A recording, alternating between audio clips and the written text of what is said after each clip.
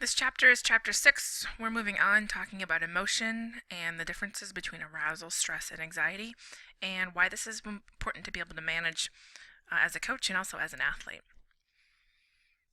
So, emotions are an integral part of being a competitive athlete. There's always a concern, not only just for the athletes, but for the coaches to be able to reach and maintaining a proper emotional state. There needs to be a good balance between being excited, being stressed, being aroused, and being able to handle those situations so that you can have the best performance possible. So, athletes have to regulate and be in charge of 3 emotions: chronic and acute stress, anxiety, and arousal level. So, coaches and athletes really need to help them reach this ideal peak emotional status. And a lot of times it's dependent on 4 things: the type of the sport that the athlete plays, also the position for the sport that athlete plays in, the situation or the contest involved, so whether it is a regular league game, maybe it's just a scrimmage where it's a practice session, or maybe it's a championship match, and then the athlete's needs and personality. Some key terms that we need to identify and really discuss before we move on further in the chapter has to do with the differences between stress, anxiety, and arousal. And the reason it's important to know these differences is because each concept involves distinct emotions and feelings. They're caused, measured, and treated differently, and they require different techniques for regulation. So let's talk about stress first. Stress is the present bodily or cognitive responses to an environmental demand, and the demand can be interpreted as either positive or negative. So stress is anything that causes energy to be expended physically, mentally, and emotionally. So when you think about athletes preparing for competition, I want you to think about the fact that this is a good thing that they're stressed. Think about being in the wild and all of a sudden you realize that there's a tiger stalking you. Your body will become stressed and begin to expend energy in the form of an accelerated heart rate and increased breathing in order to help you do what? Survive, right? Not be caught by that tiger, not be eaten. So stress in our lives can be a good thing, and that's why it can be interpreted as a positive thing. But again, if it's too much stress, obviously that can be negative as well. A stressor is any demand that's placed on the mind or body, and then we take it one step further with a distressor, which is any demand that results in harm to the mind or the body. How do we manage this? 3 processes: manage the environment, build resourcefulness. So these are the skills that we help our athletes do. We help them visualize.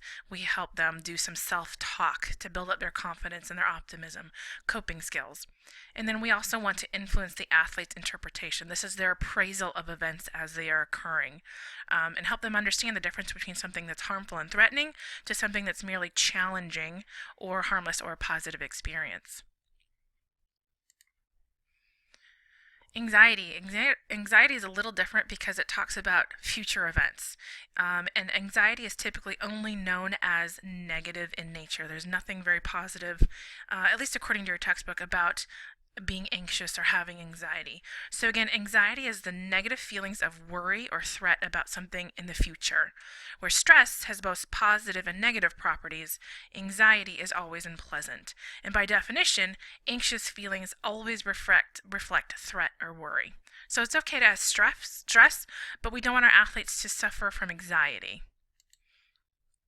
The different types of anxiety have to do with physiological anxiety, which is otherwise referred to as somatic, and these can include symptoms of autonomic reactions like an upset tummy, sweating profusely, or an increased heart rate.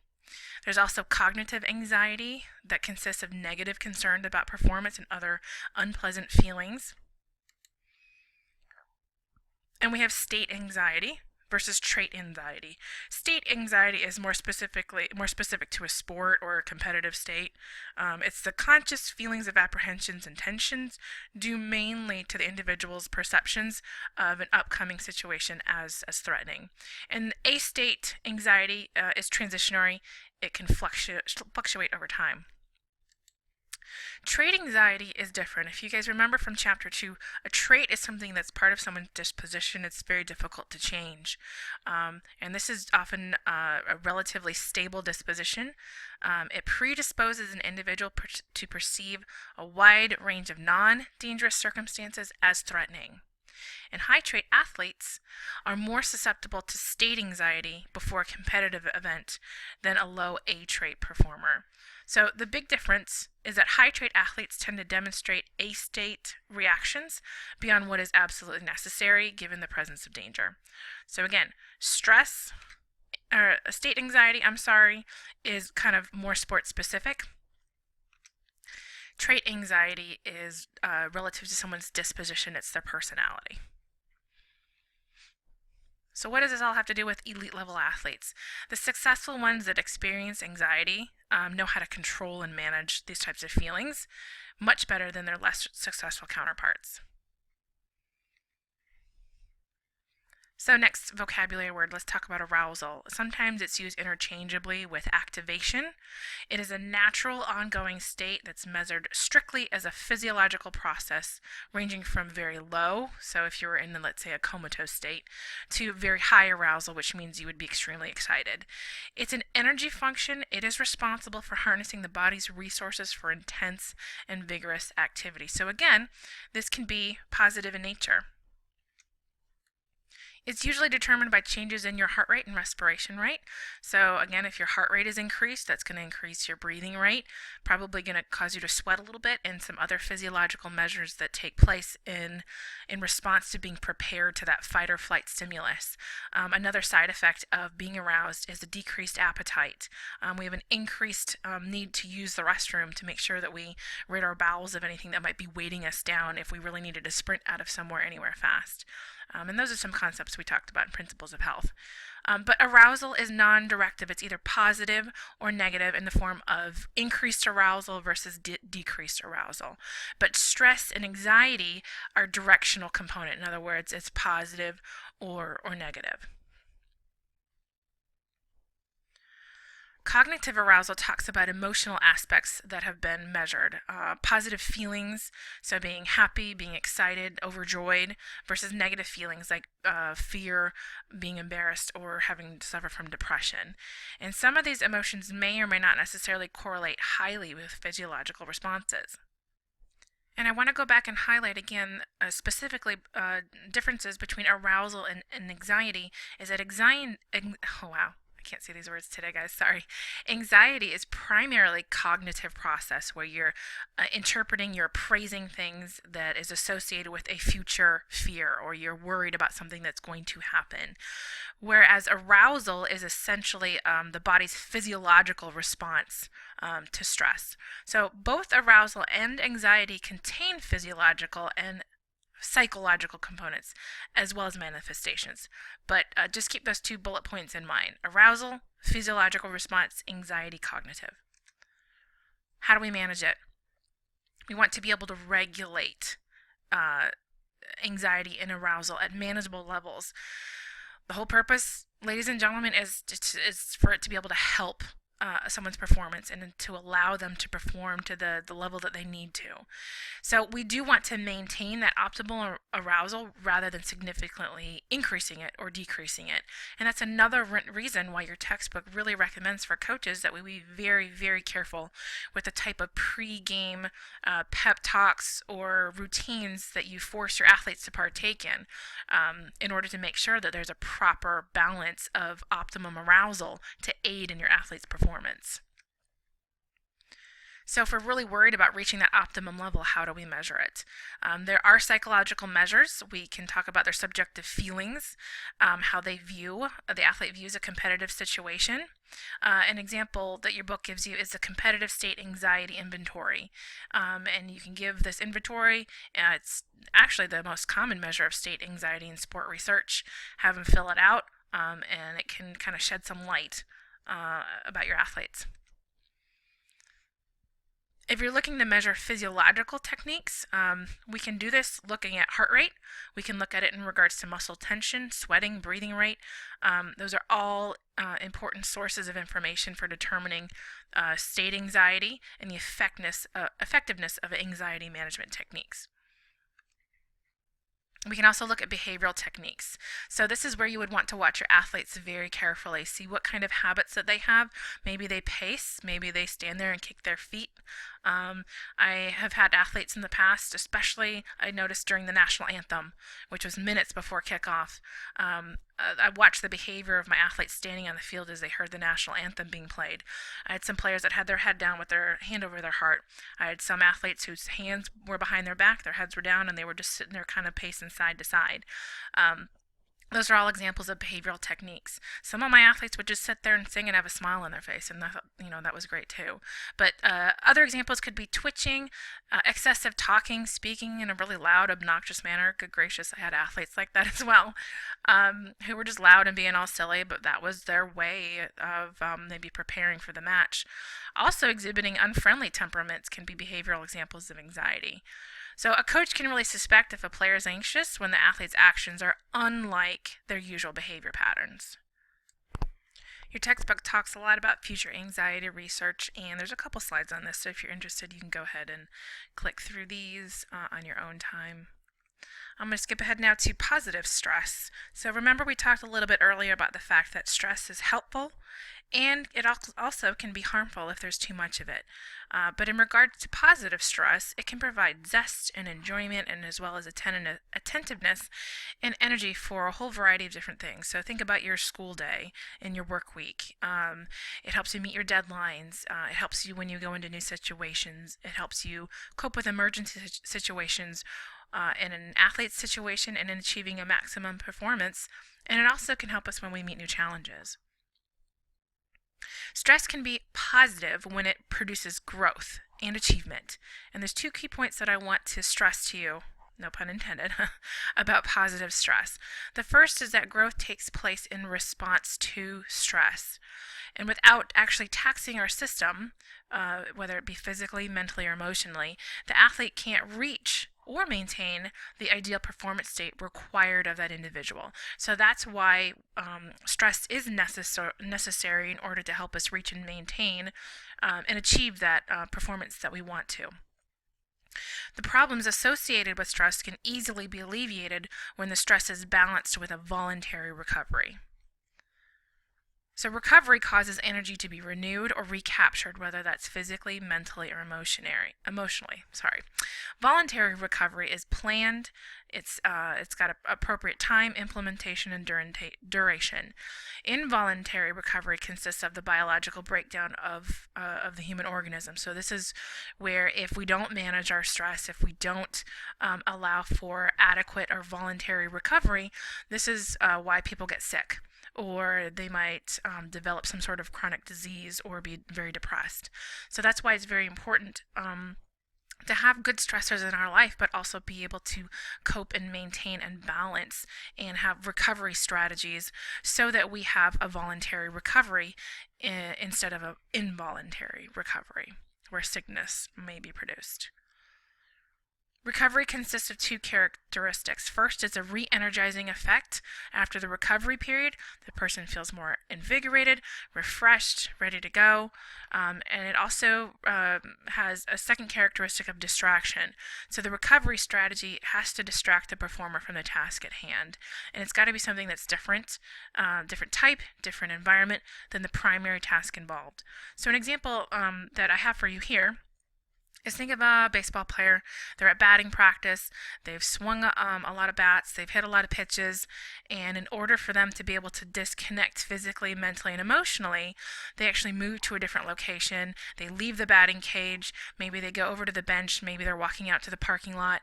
And they may remain inactive for several minutes. And they might, recovery tasks could include, going over and getting a sip of their water bottle. They might be talking to another player, another coach about something. It could be baseball or softball related, or it could be, related about their school day or their work day. But they're also recovering and relaxing and thinking about something else. Moving on, talking about cognitive appraisal. This is what contributes to an athlete feeling anxious or worried in a sports situation. And remember that appraisal is that judgment by the athlete, whether it's an accurate perception or not. And it consists of an athlete's interpretation of a situation and directly influences his or her psychological and also physiological responses. And appraisals of stress can elicit a different set of mental and somatic responses than appraisals that are labeled as irrelevant or positive. And stress appraisals are further categorized as harm or threat or challenge. A couple different theories on how arousal influences sport performance. This is the drive theory that was proposed by Hull in 1943. So Hull tried to say that basically performance is dependent on two factors, drive and habit strength. So he gave you that cool little formula that you see there, P equals D times H. The drive is a general non-specific activation of behavior. The habit strength is the dominance of correct and incorrect responses in motor performance. And the theory basically predicts that arousal increases the dominant response, whether or not the dominant response is the actual correct one. Another theory is the inverted U hypothesis. This is also called the Yerkes-Dodson's law from 1908. It's kind of an old one. It assumes a curvilinear relationship between arousal and performance. And remember, the optimal doesn't always mean maximal because optimal means a good balance. So for an example, golf putting requires far less arousal than baseball batting, but both skills and both athletes have to have an optimum arousal level in order for them to be able to do what they need to do. So the golfer, whether or not they're trying to drive the ball across a course or if they're trying to putt versus a baseball player who's trying to either bunt or maybe, knock something out over the fence.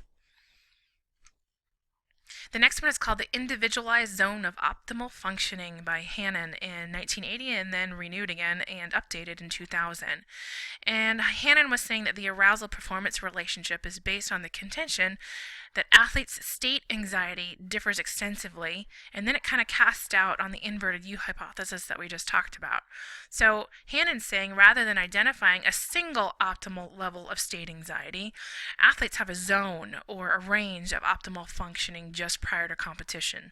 So Hannon kind of built on what Yerkes-Dodson's law stated and said instead of just being one optimal level, that there's a zone that the athletes function in. So there's an optimal state of arousal. It's unique for each individual. It's going to be higher for some individuals than for others. And it's up to the athlete, and maybe also with the assistance of his or her coach, to determine what this zone is, where it is, in order to try and reproduce it and to keep it optimal for the next time they have a competitive situation. Catastrophe theory. This is another theory that talks about that further physiological arousal and cognitive anxiety can result in a large and dramatic decline in performance. So if we're comparing this, the inverted U hypothesis predicts that further increased arousal, or that anxiety, will impair performance in a predictable curvilinear manner. So what are the strengths of the catastrophe theory? First, it addresses the effects of physiological and cognitive dimensions of arousal. It also reflects actual sport conditions more realistically, and it's not usually perfectly symmetrical and predictable. Sports competition isn't always, predictable sometimes it didn't go the way we think it's going to go. There are some limitations, however. Number one, the catastrophe theory is really complex, and it does require numerous assessments of the same athletes over and over again in order to test it. In 1985, Kerr came up with a reversal theory, and this is based on the premise that people are capable of interpreting their own arousal level in one of two categories, as excitement, which means it's pleasant, and as anxiety, which means it's unpleasant. And low arousal may be interpreted as being relaxed, or maybe just because they're bored. So relaxation would mean that that's a pleasant state, and boredom would be the unpleasant state. Kerr also talks about that heightened arousal induced by engaging in some sort of dangerous or risky task can reverse and become excitement when the dangerous task is mastered or the performance is markedly improved. So think about all these, BMX bikers or skateboarders that put, this crazy stunt into play that they've never done before, and it's has a lot of anxiety about trying to perform this trick, and then when they actually do pull it off and don't break an arm or a leg or land it and just look really awesome, then all of a sudden that anxiety transitions to excitement because they did it, and it was something of a challenge that they overcame. So these physiological reversals alter a person's emotional state. And it's important that an athlete be able to interpret their current and changed arousal states in order for them to be able to predict and explain the effect of emotion on their sport performance. Because if you guys remember, thoughts can become behaviors based on emotions that are involved. How do we help our athletes determine their optimal arousal? It's between determining the difference of feeling up and feeling uptight. So what is the best arousal level for a particular situation or for any given athlete? A couple ideas. Clavora talks about competitors' arousal level immediately prior to and during the contest should be compared with their performance. So in other words, athletes need to maybe log or keep track or verbalize pre-competition. These are my thoughts, these are my feelings, these are my behaviors right now, and then be able to compare those with what the outcome was. Did they win? Did they lose? But maybe they had a great performance. And then after the contest, with those judgments, the coach and the athlete can determine whether the changing the arousal level before or during the contest is it desirable in order to change the outcome. One possible approach to determining optimal arousal is also to pose questions, and then they're intended to do three things: help athletes self-monitor feelings and physiological responses prior to and even during competition, identify the athlete's feelings accurately, and then remind athletes to use appropriate physical and mental strategies that can favorably affect their mental status. So once again, this is talking about helping athletes visualize, helping them see what they're going to do right in their competition, and help them improve their self-talk to be able to talk them into a positive state. So this is where counseling and sports psychologists typically ask athletes to do a couple things. They want to know the time or the game in which they felt they performed not only at their best, but also at their worst. So the extreme opposites. They ask the athletes to be able to describe these performances as accurately as possible. And they also ask the athletes to describe their feelings and mental attitudes during this time. So some example questions that this sports psychologist may ask are, what was your concentration, or was your concentration easily attained? Or did you have to work hard to concentrate? Were you relaxed? Were you tense? Can you tell me why? So the coach's role in regards to game preparation, we've talked a lot about what the athletes can do, the visualization, the self-talk. We've just looked at how sports psychologists can get athletes to really verbalize and be specific on their behaviors and their thoughts and their feelings. But now what can the coach do? What are some anxiety and arousal reducers? First couple things you could do is have them participate in some sort of light exercise. Avoid giving them, just saying, oh, relax, you're going to be fine. Develop some sort of pregame routine that's appropriate at developing the right arousal state and the right stress state prior to the match. Simulate games in practice. This is a very, very important one, ladies and gentlemen.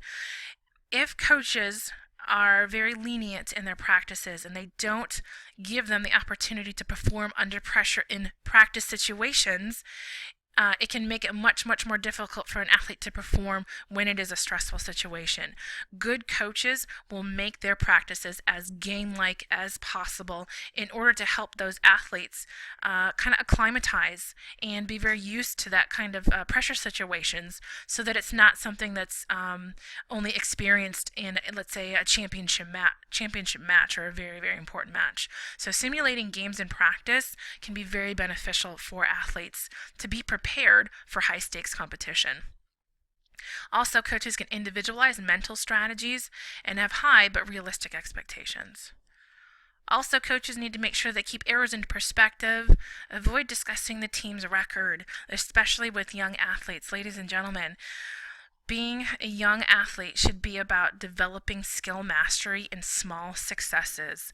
If we talk about learning anything in sports psychology, it's the importance of skill mastery and small successes for young athletes in order to continue their physically active, healthy lifestyles. Maybe not necessarily in youth sports, but in riding their bikes, in running down the street, and wanting to play jumping rope or skateboarding. Allowing a coach or a team or even your athletes to simply focus on a team record does nothing more than get them to think about winning and losing. And winning and losing is not why children enter into sports. They do it because they want to enjoy themselves. They want the socialization. They want to have fun. So avoid discussing the team's record is also kind of a big deal. Also, coaches can respond with empathy, support, and optimism, especially if an athlete gets injured. Minimize self-focusing and acknowledge possible sources of stress and anxiety. We definitely don't want to blow those off because what does that say to our athletes? So we've talked about maybe what not to do, maybe avoid pregame pep talks, but now what would be some good pre-contest arousal raisers? So these are some strategies that coaches can partake to help the athlete reach that optimum stress level in order to help them maintain it for competition. So it could be increasing their voice intensity, using some sort of bright indoor lighting to get their attention, maybe doing loud noises. I'm not sure what clapping is, maybe cheering them on, but fast-paced music. How many of our sports teams want to warm up to music that they like? I think all of them do. Nonverbal cues, hands, face gestures, giving them a thumbs up, smiling at them maybe, and making some sort of physical contact. Maybe just, putting your hand on somebody's shoulder and give them a little squeeze, or again, a high five, something of that nature. So something that maybe you could develop into a routine that the athletes are very used to for some sort of pre-game ritual that you do with your athletes. More recommendations. Talk to the players by name. A lot of them sometimes refer to them in last names, and that's okay too, especially when, if they do a good job. If there's something that they do right on the field, shout it out, say their name, say awesome or great or well done.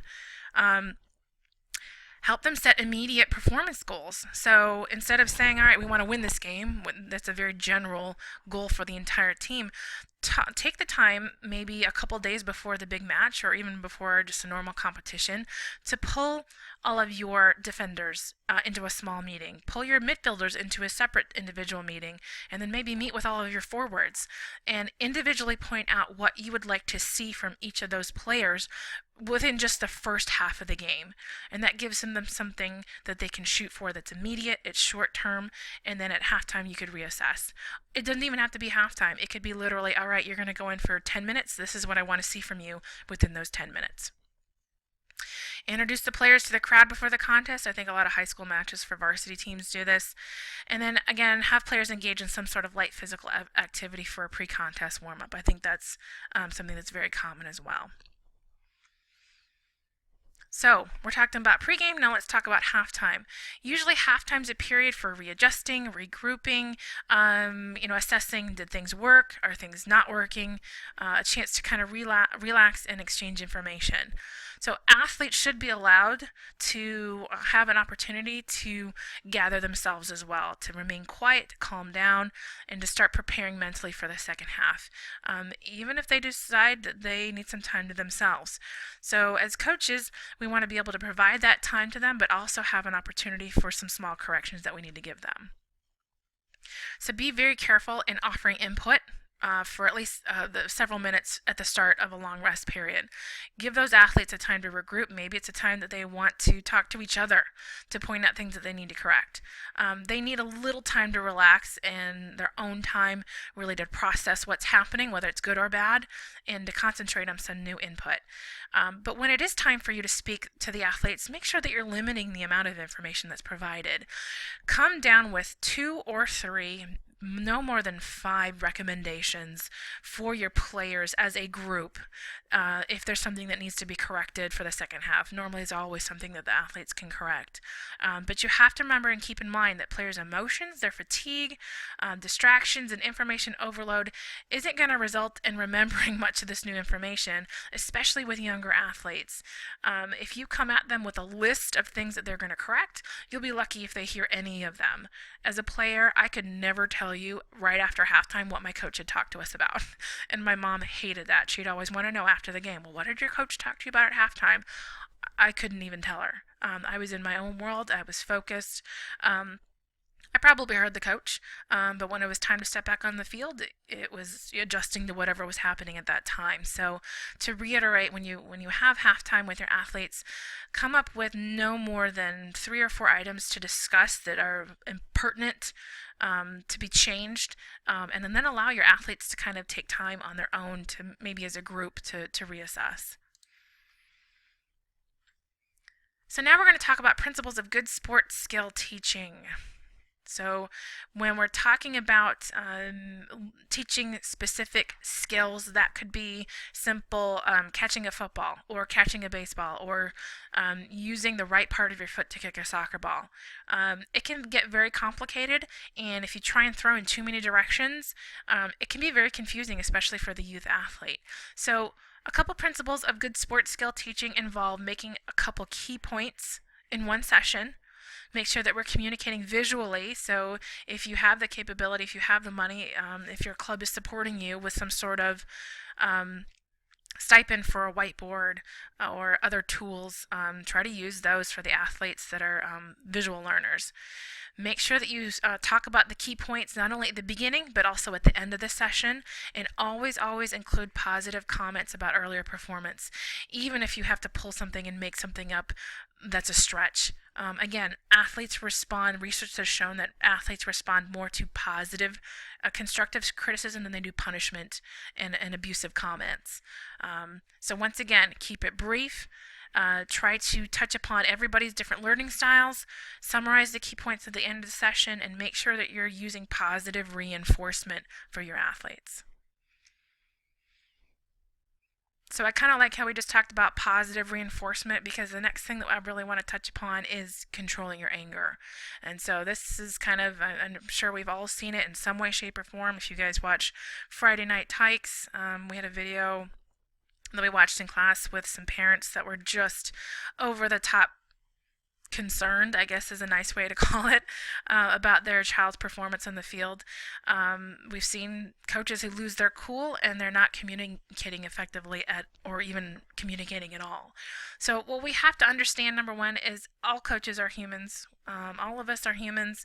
Anger is a normal emotion that we experience, but demonstrating the loss of emotional control is extremely counterproductive.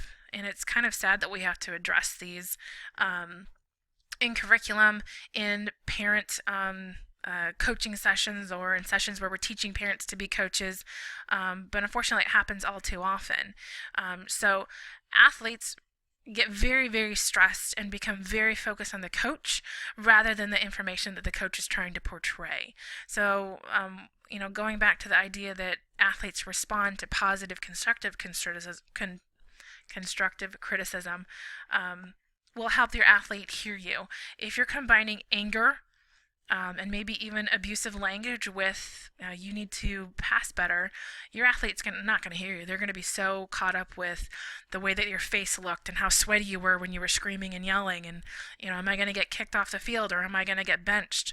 Those are what the athletes will hear, not what you're trying to correct.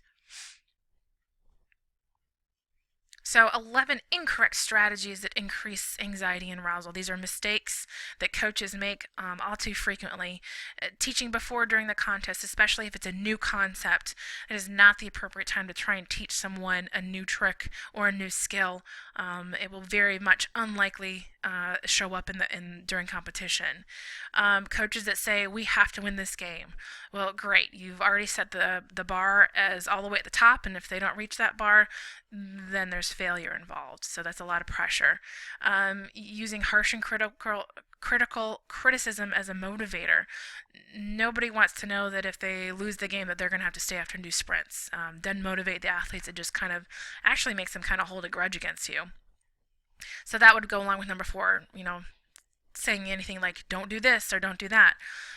Coaches need to be very specific with what they want their athletes to do, not don't do this, don't do that, because all the athletes are focusing on are don't do this. Also, setting goals incorrectly. We kind of covered that in chapter 3, so I'm going to kind of brush over that. Blaming the referee. Obviously, the referee is not at fault. Maybe they do call a bad game, but the result of the match is more due to the athletes than not the officiating in most circumstances. We touched upon number 7. Don't use exercise for punishment. Athletes will not respond, especially after a really hard game. Inducing guilt. You don't want to induce guilt with your athletes. You guys should feel ashamed of yourselves. You really think that's your best effort. Again, that's stepping off into the abusive range. And again, athletes will shut you out. Players also don't need to be reminded who's watching. They know who's there. They know that their parents, boyfriend, girlfriend, friends, peers are there. Maintaining that I don't have to justify nothing to nobody. And applying kind of the starter, non-starter double standard. Well, you're only going to start if you do this for me, and I'm going to bench you if you say this or do this on the field. So we need to understand, as pre-professionals in the field, guidelines for managing anxiety, and maybe not necessarily for ourselves, but to know these strategies if we do face a situation where we're dealing with a very angry or very abusive coach. So strategies that we would provide for these type of individuals would be to help coaches focus on what they can control or what the athletes can control. Think about practice and practicing this over and over again, remembering worst case scenarios, keeping active, and using cognitive strategies. The final topic that we're going to discuss in Chapter 6 today is choking. So what is choking? It's the inability to perform up to the previously exhibited standards. The decreased performance usually occurs in pressure situations, and athletes that don't meet performance expectations in high pressure situations, even despite high quality past performance, there are some athletes that don't perform well under those situations. So different causes associated with choking in a sport has to do with internal and external conditions. So internal reasons for choking could be an over-aroused state, appraising situations as highly stressful, especially if the athletes perceived a certain loss of self-control, or if they have expectations of failure. If they feel like their opponent is just absolutely too good, they're not going to do well, they choke. External reasons could be a bunch of different things. Could be high expectations of the spectators, so crowd pressure, fears of success. They just want to be, they have this pressure to maintain an unrealistically high quality performance.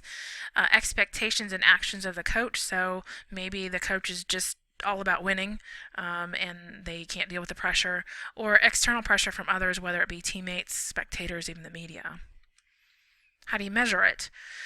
In order to measure if athletes succumb to the pressure, if they choke, you determine their perceived level of pressure, among other feelings and emotions, through their psychological inventories or interviews. So this would be something that you would want to do pre-competition, maybe even during preseason, not necessarily right before a match, but at some point before season starts, and then kind of analyze post-game, post-season as well. Only responses from the players can determine if their thoughts and emotions lead to subpar performance. And why does choking impede sport performance? Typically, the feelings and emotions that accompany choking are similar to extreme anxiety, and this results in a heightened narrowing of attention and slower information processing. So a narrowed attentional focus is undesirable when the task requires that an athlete scan the competitive environment, looking for the location of opponents and teammates and plan strategy. Some physiological changes associated with choking, and these influence the energy levels in sport performance. Typically, someone that's over-aroused or is suffering from anxiety will have an increased muscle tension. They will be sweating at a higher rate. They will have a higher heart rate. Sometimes they'll even feel very nauseated, like they're going to vomit, and they'll also can suffer from stomach cramps. How do we, as professionals, help provide strategies for athletes in order to be able to overcome the choke? Again, a lot of these suggestions sound very familiar. So, as a coach or maybe as a sports psychologist, we encourage practice game-like situations. So, apply the pressure in practice so that it's something familiar when it comes to an important match. Assist in improving the athlete's self-confidence using those strategies of being realistic, keeping things into perspective, avoiding pressure statements like you must win or I'll bench you if you don't do this. Allow them to focus externally and sometimes allow them to help develop their performance routines on their own. Thank you very much, and that is the end of Chapter 6. Again, as always, don't forget to review the major bullet points at the end of the chapter. You also have questions that are associated that will guide you in the most important concepts through Chapter 6. Good luck.